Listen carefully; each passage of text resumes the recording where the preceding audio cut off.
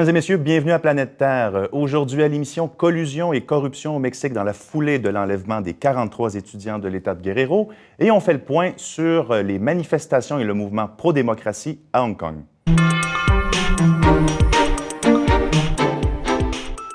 On connaît l'extrême violence de la guerre à la drogue au Mexique. Mais un autre problème qui gangrène ce pays, c'est la collusion et la corruption entre les groupes de narcotrafiquants et les autorités. Et c'est ce qui a éclaté au grand jour avec l'enlèvement de 43 étudiants le 26 septembre dernier à Iguala, dans l'État de Guerrero. Alors imaginez, la police les a donnés à des narcotrafiquants et depuis, malgré certains témoignages, on est toujours sans preuve, on se demande toujours qu'est-ce qu'il est advenu, que sont devenus ces 43 étudiants. La population mexicaine indignée manifeste en grande 2 mois toujours après les événements. Donc, Iguala pourrait-elle être l'affaire de trop pour la corruption au Mexique? Je pose la question aujourd'hui à Patricia Martin, qui est professeure de géographie, qui a été directrice de la chaire d'études sur le Mexique contemporain affiliée au Cerium. Bonjour. Bonjour. Donc, la corruption au Mexique, ce n'est pas nouveau. Les Mexicains sont au courant, le critiquent. Pourquoi, cette fois-ci, ce cas-là suscite à ce point l'indignation? Je crois que ce qui est important, c'est que ça met ensemble deux courants, ou deux types de violence. Donc, à la fois, on parle d'une violence qui est liée au narcotrafic, c'est clair que c'était très grave au pays, mais en même temps, les personnes qui étaient ciblées par cette violence, c'était des étudiants dans une école de formation professionnelle pour devenir professeurs. Et ce sont des étudiants qui étaient aussi engagés dans des luttes politiques, etc. Donc, c'était clair qu'il y avait aussi un caractère politique à ces enlèvements. OK. Donc, le gouvernement, c'est une façon de réprimer la dissidence politique. C'est ça qu'on doit voir. S'il y a collusion avec les autorités, ce serait le motif de cette arrestation et de cette Je crois qu'encore exactement les motifs ne sont pas clairs, mais je crois qu'à la fois, il faut vraiment reconnaître que les étudiants qui sont formés dans les écoles rurales normales au Mexique, depuis plusieurs décennies maintenant, sont devenus criminalisés, si vous voulez, parce qu'ils sont vus comme des menaces à cause de leur engagement avec les populations paysannes et aussi autochtones. Donc, et cette criminalisation fait en sorte que ça devient plus facile de les tuer, soit par les narcotrafiquants, soit par le gouvernement. Il reste que là, c'est une collusion entre les deux qui est suspectée. Ouais, absolument. C'est ça qui indigne donc finalement la population mexicaine. Et est-ce qu'il y a d'autres cas comme ça dans l'histoire qu'on aurait peut-être oublié, peut-être récentes ou plus lointaines, ou est-ce que c'est le signe d'une recrudescence, d'une augmentation de ce type de violence ou de la répression de la part du gouvernement? Ben, écoutez, je crois qu'avec ce cas-là, on peut faire toutes sortes de liens avec des autres événements violents dans l'histoire du Mexique, notamment donc les étudiants se préparaient pour aller à Mexico pour participer dans une commémoration de le massacre en 68. Donc déjà, on peut faire un lien direct avec ça. Si on regarde dans l'histoire de l'État de Guerrero, dans les années 70, il y avait une vraie guerre sale qui a été menée par le gouvernement contre à la fois des groupes armés clandestins, mais aussi une mobilisation plus large. Donc, et c'était toujours, ce genre de violence se fait de manière toujours dans ce que j'appellerais des zones grises, c'est-à-dire on utilise assez souvent des groupes non formels pour... Comme les narcotrafiquants. Comme les narcotrafiquants, ça pourrait être aussi des paramilitaires. Dans les universités, assez souvent, on infiltre les groupes des étudiants avec des groupes qui s'appellent los porros. Et ils jouent le même rôle d'inciter, d'infiltrer les groupes et de commettre des actes de violence. Si on en vient à la corruption, à la collusion, Vicente Fox, président qui est arrivé en 2000, avait déjà fait de la lutte à la corruption un enjeu. Felipe Calderón avait fait la même chose en arrivant en 2006 avec la lutte aux narcotrafiquants, entre autres. Alors, on soupçonnait que c'était pour briser certains liens aussi. Et puis, là, on n'arrive toujours pas finalement à briser ce cycle de collusion, malgré les intentions et ce qu'a fait le gouvernement. Pourquoi est-ce que c'est si difficile de briser ce cycle-là? cette dynamique-là? C'est une question très difficile à répondre, mais je crois que depuis 2000, donc quand le PRI a perdu la présidence... Le Parti révolutionnaire qui a été là pendant 71 ans, il faut le dire. C'est ça, exactement.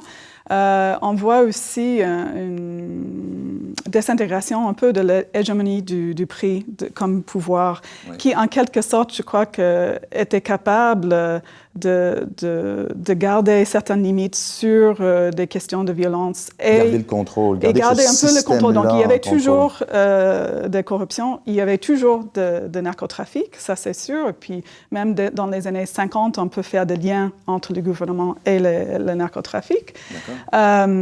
Mais avec la transition démocratique, ça crée une situation où, des fois, les narcotrafiquants ont besoin de payer plus de gens pour avoir accès. Donc, ça crée des vides de contrôle. Des fois, donc, on ne sait pas exactement, des fois, c'est qui contrôle un certain territoire. Et je crois que ça se trouve à plusieurs échelles de la nation. D'accord. Là, Enrique Peña Nieto, le président actuel, qui est là depuis 2012, a été, somme toute, un habile réformateur jusqu'à maintenant, a réussi à faire des réformes en fiscalité, éducation, énergie, des secteurs très difficiles à réformer au Mexique. Il a réussi à faire ça jusqu'à maintenant. Il est du Parti révolutionnaire institutionnel qui est revenu au pouvoir. Est-ce qu'il ne pourrait pas être le président qui va réussir à briser davantage, à changer cette dynamique-là? Est-ce qu'on peut avoir espoir en ce président? Moi, je n'ai pas beaucoup d'espoir. Non. Mais parce que lui-même, avant d'être président, il était gouverneur de l'État de Puebla. Et au sud de Mexico.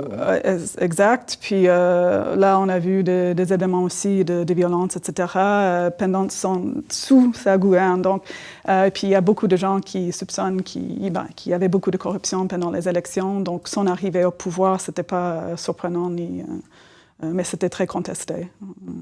Oui. Bien, cette histoire-là de l'enlèvement n'est pas terminée. On n'en connaît toujours pas le fin mot et la corruption, c'est probablement pas la fin non plus. On aura à suivre ça. Patricia Martin, merci beaucoup d'avoir été avec nous. Merci à vous.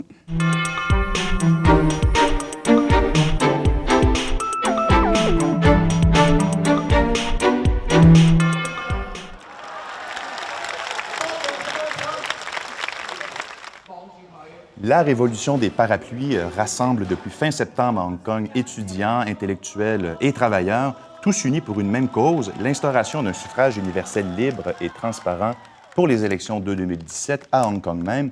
Pourquoi manifeste-t-il? Eh bien, c'est que Pékin a imposé ses propres règles et gardé un contrôle sur le processus électoral.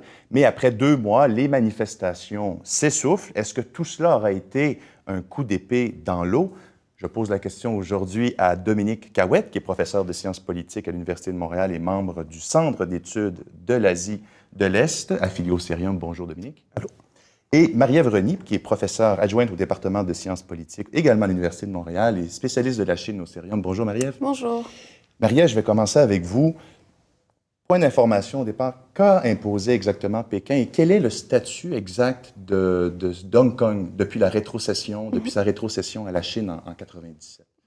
Donc, depuis la rétrocession de Hong Kong à la Chine en 1997, Hong Kong est régi sous le principe d'un pays, 2 systèmes. Ce qui veut dire que Hong Kong bénéficie d'une grande autonomie politique vis-à-vis de la Chine continentale. Et la loi fondamentale de la région administrative de Hong Kong, qui est une pseudo-constitution, stipule en fait que le gouvernement hongkongais est responsable, est autonome en matière de gestion de sa politique intérieure. Cependant, Pékin est responsable de la politique étrangère de Hong Kong et de sa défense militaire. D'accord. Donc, au moment de la rétrocession, il y avait un accord avec les Britanniques selon lequel Hong Kong allait devenir éventuellement démocratique, allait adopter le suffrage universel. C'est en 2007 que Pékin se décide pour une date butoir quant au passage à l'acte. Ce serait en 2017. Donc dans 3 ans. Tout à fait. Et donc, par contre, Pékin impose des conditions. Pékin veut avoir son mot à dire sur la nomination des candidats à l'élection du chef de l'exécutif. Tout à fait. Donc, c'est ça qui a mis le feu aux poudres, c'est ça qui a déçu les espoirs des manifestants et d'une partie des citoyens de Hong Kong qui voulaient, eux, un suffrage universel tel qu'on leur avait promis. C'est ça? En fait, les manifestants demandent à ce que Pékin n'ait pas son mot à dire dans la sélection des candidats donc que le processus de nomination soit ouvert en fait à la population. Entièrement libre. Là maintenant, après 2 mois, ça s'essouffle, les manifestations sont moins vigoureuses, la police démantèle les lieux de manifestation sans trop de résistance. Pourquoi est-ce que ça s'est épuisé, Dominique? À mon avis, il y a un cycle de mobilisation, c'est-à-dire que les gens ont testé jusqu'à quel point on pouvait pousser la limite. Ce qui est important de souligner aussi, c'est que Hong Kong a quand même une tradition de mobilisation. On l'a vu depuis... dans les années 80, Hong Kong était un des endroits en Asie du Sud-Est et Asie de l'Est où on pouvait organiser des ONG, des groupes de citoyens s'organisaient. Donc, il y a eu une tradition. Ce qui n'était pas possible du tout, évidemment, en Chine continentale. Ce qui n'est pas possible en Chine continentale. En Asie du Sud-Est, dans les années 80, on avait toute une série de dictateurs. Donc, plusieurs ONG et groupes de citoyens s'étaient organisés à Hong Kong. Donc, il y a une tradition de descendre dans la rue à Hong Kong. On l'avait vu aussi lors du sommet de l'OMC en 2005, où des milliers de personnes s'étaient rassemblées. Et donc, à mon avis, il y avait une certaine idée de tester quelles étaient les limites, jusqu'à quel point on pouvait pousser le gouvernement chinois, tester un peu l'espace politique qui était disponible. Et maintenant, donc, pourquoi justement cet affadissement, cette accalmie de la part des manifestants? On a testé et finalement, ils n'ont pas obtenu ce qu'ils voulaient, si j'ai bien compris. Le gouvernement Pékin n'a pas bougé. Pourquoi se calme-t-il? Pourquoi ne maintiennent-ils pas le cap? Je pense qu'il y a une perception de la part des leaders selon laquelle ils doivent effectuer un ajustement de stratégie, de tactique de résistance pour pouvoir convaincre une plus grande partie de la population hongkongaise que leur lutte est crédible et elle mérite d'être menée à terme. Et donc, comme on l'a vu tout au long des semaines du déroulement des manifestations, les manifestations ont entraîné en fait une certaine frustration de la part de la population hongkongaise du côté des ambigus qui n'étaient pas sûrs de se ranger du côté du plan de réforme de Pékin, mais également du côté de la population qui se dit pro-Pékin. Donc, le mouvement va devoir se repenser, se redéfinir pour pouvoir établir un plan d'action pour la suite. Donc, c'est pas terminé, nécessairement. C'est pas parce que ça se calme qu'on peut penser que c'est terminé. Ce serait un échec si c'était terminé à ce stade-ci. Il y a un fait, évidemment, c'est la police hongkongaise qui démantèle les manifestants, qui endigue et refoule les manifestants. C'est pas Pékin. Donc, qu'est-ce que ça nous dit, ça, sur justement les clivages au sein de l'élite politique, mais de la population à Hong Kong? La population hongkongaise est très polarisée.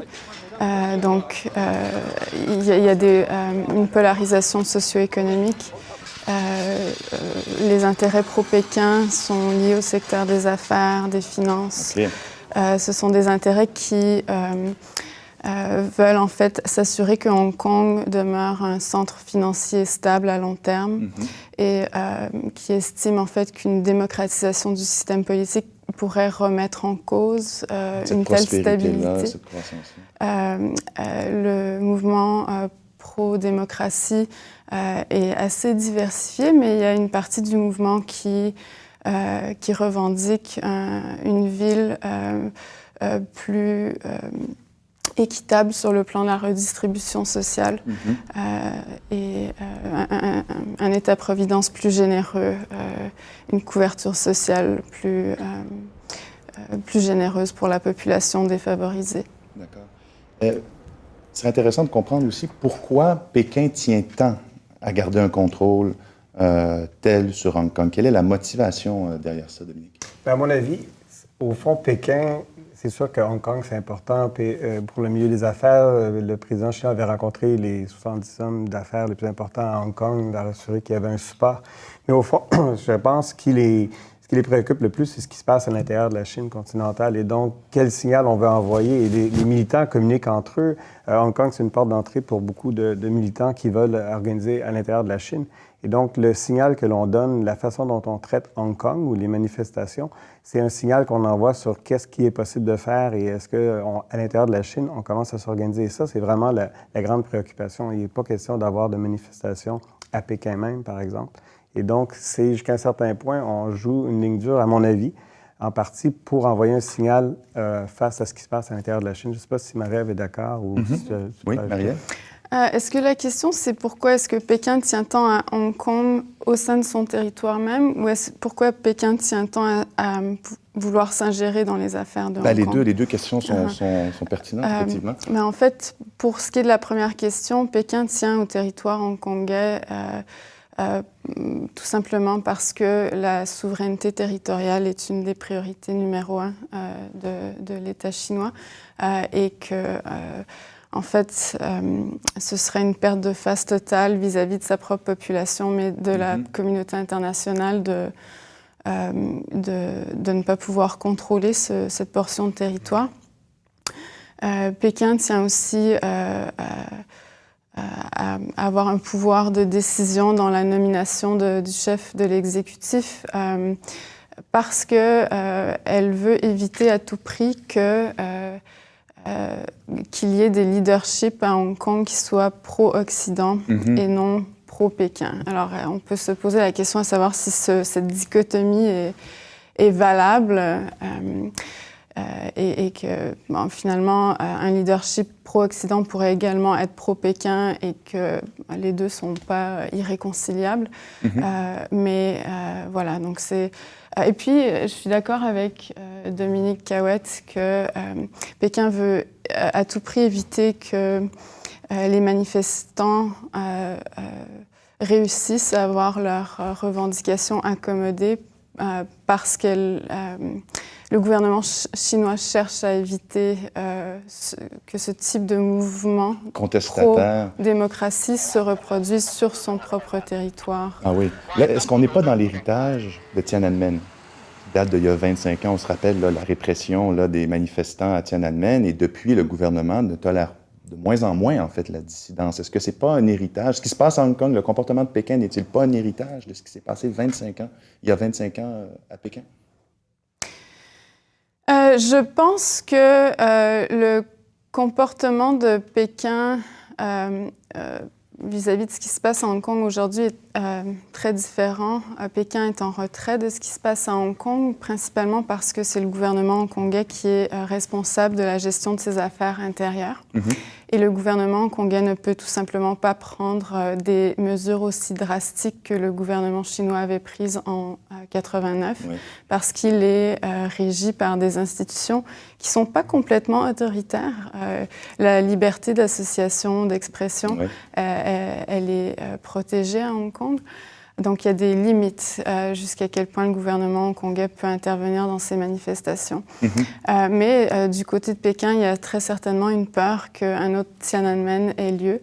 La question à savoir si c'est une question réaliste doit être posée. Le gouvernement chinois a beaucoup investi dans son appareil coercitif depuis 1989 pour éviter qu'un autre Tiananmen ait lieu.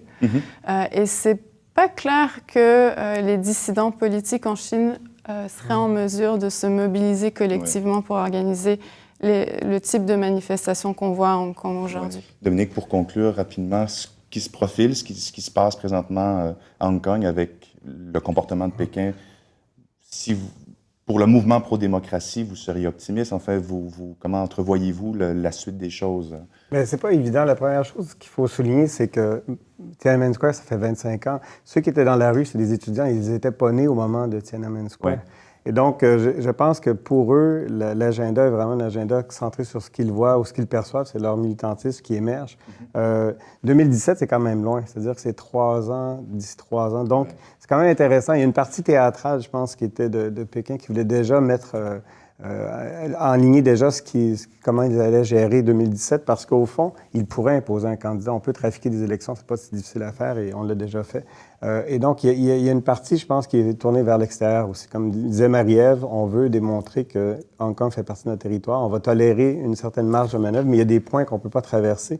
Et l'exercice de la souveraineté chinoise sur son territoire, Pékin, ou même on pensait à la mer du Sud, c'est un enjeu crucial à ce moment-ci dans la géopolitique ou la politique extérieure de la Chine. Donc, l'aspect d'aller-retour entre politique extérieure, comment on se présente et comment on gère les demandes internes, je pense que c'est là qu'il faut se concentrer et regarder comment ça va évoluer dans d'ici 3 ans. 3 ans. Donc, on a 3 ans d'observation à suivre pendant 3 ans. Dominique Cahouette et Marie-Ève Reny, merci beaucoup pour ces éclaircissements. Merci. Merci à vous.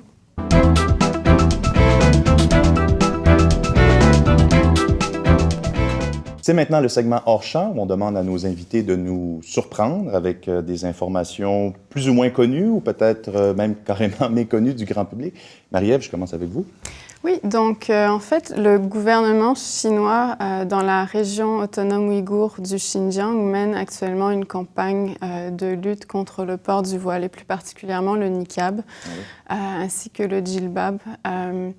Et cette campagne, il faut, pour comprendre le contexte dans lequel elle a lieu, est menée dans un contexte de lutte contre le mouvement nationaliste ouïghour pro-indépendantiste. C'est un mouvement pro-indépendantiste qui est diversifié et il y a une petite partie de ce mouvement qui est radicalisée.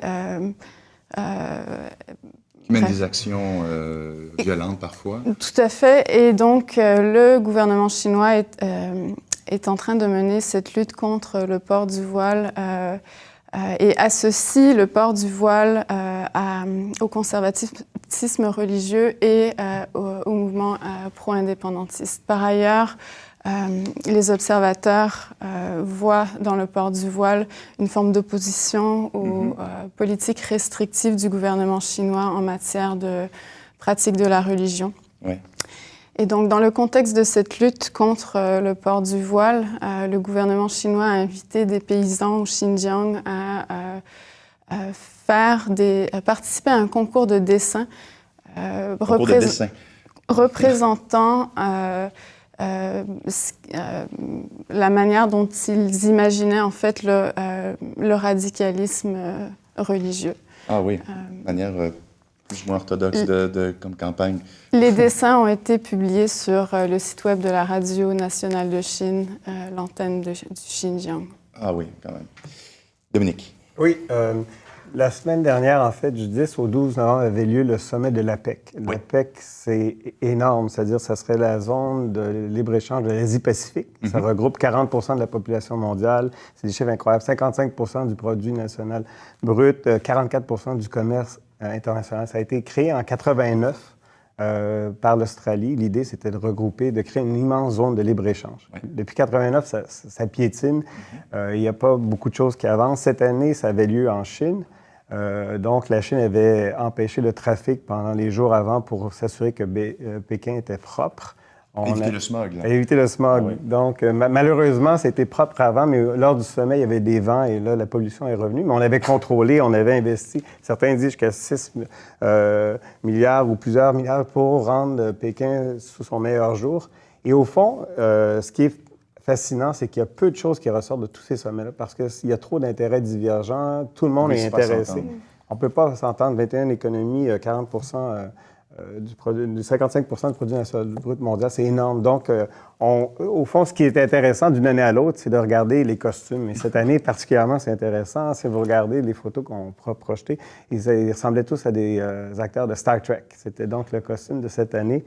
Et au fond, c'est un spectacle. Ce qui en est ressorti, c'est un engagement de la Chine pour appuyer le développement institutionnel et aussi la création d'un réseau anticorruption. Okay. Donc, ça s'inscrit dans l'arrestation de 13 000 officiels chinois cette année accusés de corruption. Donc, c'est à peu près les seules choses qui sont ressorties. Ce qu'on a plus retenu, c'était le sommet du G20 où Harper a serré la main de Poutine en lui disant de se retirer de l'Ukraine. Mais on a très peu parlé de l'APEC alors que c'est des millions de dollars qui ont été investis pour un sommet. En fait, moi, ce que je retiens, c'est que Star Trek peut être un vecteur de convergence entre les cultures. Dominique Cahouette, Marie-Ève Reny, merci beaucoup. Merci. Merci. Merci également à vous, mesdames et messieurs, d'avoir été des nôtres. Retrouvez-nous au Canal Savoir et sur les sites du Devoir et du Cérium. Et ne manquez surtout pas, pour marquer la fin de l'année 2014, notre émission spéciale. Au revoir.